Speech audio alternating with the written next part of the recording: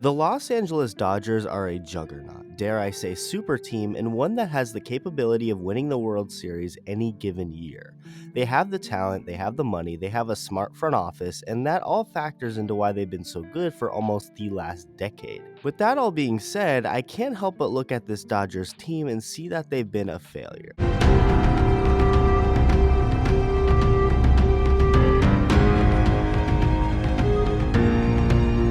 This video is brought to you by Manscaped. Manscaped just launched their 4th generation trimmer, the Lawnmower 4.0. Join over 4 million men worldwide who trust Manscaped with this exclusive offer for you. 20% off and free worldwide shipping with the code ITALK at manscaped.com. I'm one of the first people to try this out and I'm blown away by the performance. This upgraded trimmer includes a multi-function on-off switch that can engage a travel lock. It also gives you the ability to turn the 4000K LED spotlight on and off when needed for a more precise shave. The Lawnmower 4.0 even allows you to customize your trim through additional guard lengths with sizes 1 through 4. The new wireless charging system uses electromagnetic induction, which can help battery length last longer. It has a ton of other pluses, like being waterproof, reduces the risk of ingrown hairs, reduces the risk of grooming accidents, and more. Get 20% off and free shipping with the code ITALK at manscaped.com.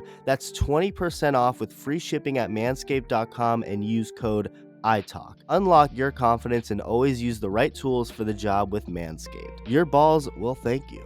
The year is 2012, and the Los Angeles Dodgers have missed the postseason for the 3rd straight year, while their rivals, the San Francisco Giants, would go on to win the World Series. This led to a ton of shakeups on the team, as they'd lose a ton of guys via free agency, but go out and sign Korean left-handed pitcher Hyun-Jin Ryu to a 6-year deal, and right-hander Zack Greinke to the same amount of years, except Greinke got the most money for a right-handed pitcher in history at the time. They'd go on to win 92 games along with the NL West title in 2013, beating the Atlanta Braves in the NLDS, but falling to the St. Louis Cardinals in 6 games in the NLCS. Even though it wasn't the ending they wanted, the future still looked bright in Chavez Ravine. They had tons of promising players, most notably Yasiel Puig, who had an incredible rookie season which helped get the Dodgers to where they were. 2014 rolled around, and the Dodgers would finish with 94 wins in the NL West crown. Ace pitcher Clayton Kershaw had the season of his life, pitching to a 1.77 ERA and 198 and a third innings pitched, not only winning the National League Cy Young Award,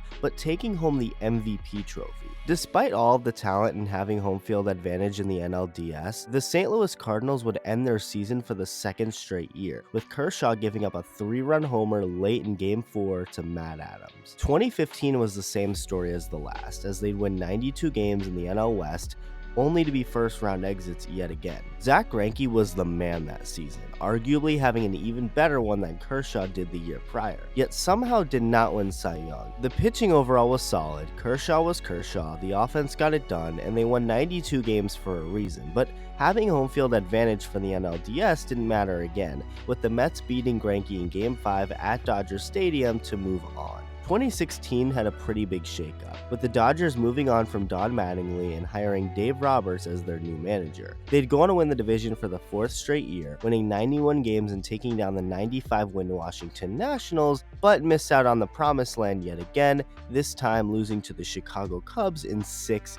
games. So that's 4 straight years of winning the division, only to fail to make it to the Fall Classic. But that would all change in 2017, as the Dodgers won 104 games, the division, sweeping the Diamondbacks and taking down the Cubs in 5 games, moving on to the World Series for the first time since 1988. We all know what ended up happening during that World Series, and what we'd later all find out about the team LA opposed, the Houston Astros. But at the time, all it was a crushing 7-game series loss in the World Series for the Dodgers. 2018 was another solid year for the team, and although they ended up winning 12 less games than they did in 2017, they still made their way back to the World Series, only to lose in 5 to the 108-win Boston Red Sox. 2019 featured the Dodgers getting the most wins in franchise history with an MVP on their team, as they'd win 106 games and watch Cody Bellinger hit over 300 with an OPS over 1,000 while swatting 47 home runs. This team was flat out insane. They were stacked to the brim and were basically a sure lock to at least make it back to the Fall Classic. That is until they'd blow a 2-1 NLDS series lead to the 92-win wildcard Washington Nationals, blowing a late lead in Game 5 at home and losing the series in heartbreaking fashion. At this point, what can you even do? You've won your division 7 years in a row, yet have failed to win it all. 2020 was when the world found out the truth behind the 2017 Astros, as it was revealed that they had been using an illegal sign-stealing system to cheat during games, making the loss that year for the Dodgers likely even tougher to swallow. Andrew Friedman, the leader in the Dodgers front office, went on to make a huge move in the offseason leading up to the 2020 season. Remember, the team was just coming off of 106 wins and an MVP award for Cody Bellinger, so what did they do? Trade for 2018 MVP Mookie Betts from the Boston Red Sox and getting 2012 Cy Young Award winner David Price as basically a throw-in. The 2020 season ended up being delayed due to the pandemic, being reduced to 60 games with no fans being allowed to attend. As for the Dodgers, they were everything and more, finishing with a 43-17 record. The starting pitching was elite. Mookie Betts was an MVP candidate. They'd go on to sweep the San Diego Padres in the first round, come back from down 3-1 in the NLCS to beat the Braves and win the pennant, and take down the Tampa Bay Rays in 6 games to win the 2020 World Series. It had finally happened. They did it. Kershaw got his ring, the organization got their first championship since 1988, and things were looking bright in LA. This team was great and was undoubtedly going to continue to be great. But this is where we start to get into why, when you really look at it, the Dodgers have been a failure in recent years. It's subjective, of course, as everyone is entitled to their own opinion, but I, along with many others, can't help but look at them that way. Friedman went out and shocked the world yet again in the offseason, signing 2020 Cy Young Award winner Trevor Bauer and adding him to a starting rotation which already featured Clayton Kershaw, Walker Buehler, Julio Urias, Dustin May, and David Price. It was just flat out ridiculous to think of how good this team was going to be in 2021. And they sure were. The Dodgers went into 2021 as defending world champions, which was totally true, but the fact that they won their first championship since 1988 in a shortened pandemic season with no fans definitely creeped into a lot of people's minds, including the players. Dodgers starter Walker Buehler admitted that there was something missing from 2020 even though they won it all.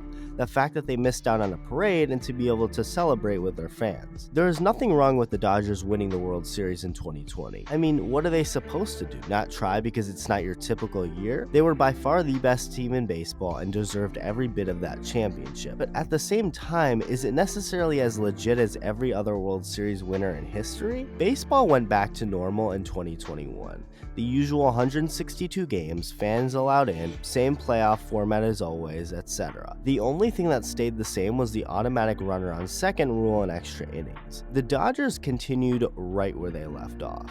They definitely went through some adversity, like Cody Bellinger having the worst year batting-wise of his life, and losing 2 of their best starters in Dustin May, who had to get Tommy John, and Trevor Bauer, who had an off-the-field situation. Even with all of that, they still won 106 games. Miraculously, they didn't even win the division due to the San Francisco Giants one-upping them with 107 wins, breaking their division win streak, but going on to lose in 5 games to the Dodgers in the NLDS. LA was riding high, only to lose to the 86-win Atlanta Braves in 6 games in the NLCS. So they not only failed to repeat, but failed to win a World Series that felt more legitimate. This is why this franchise, even as successful as they've been, have been a failure in recent years. With all the money, all of the players, and the overall talent they have on that team, you'd think they'd have won it all more, or at least in a season that didn't feel fake. This Dodger team has won and made the postseason every single year since 2013, and won the NL West Division crown 8 of those 9 years. That is much more fun to root for than, say, the Mariners, who haven't made it at all since 2001.